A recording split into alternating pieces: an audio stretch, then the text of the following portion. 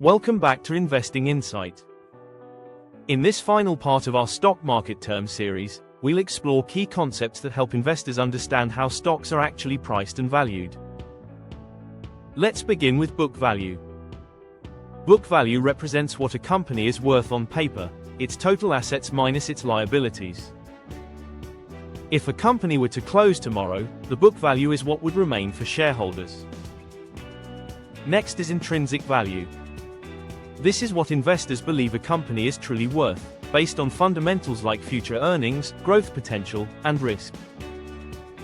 When the intrinsic value is higher than the market price, the stock may be considered undervalued, a potential buying opportunity.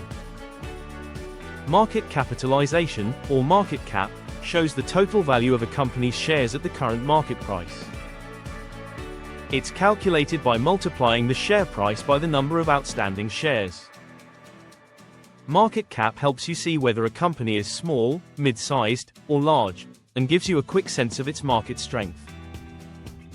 Another important term is dividend yield. This measures how much a company pays in dividends compared to its share price.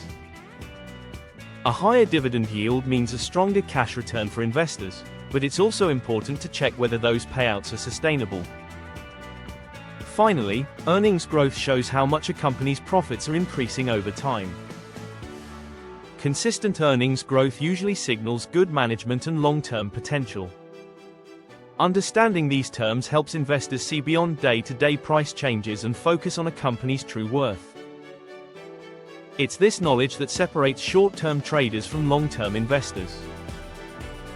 Thanks for watching Investing Insight. If you'd like to download a quick summary of these valuation terms, you can find the link below.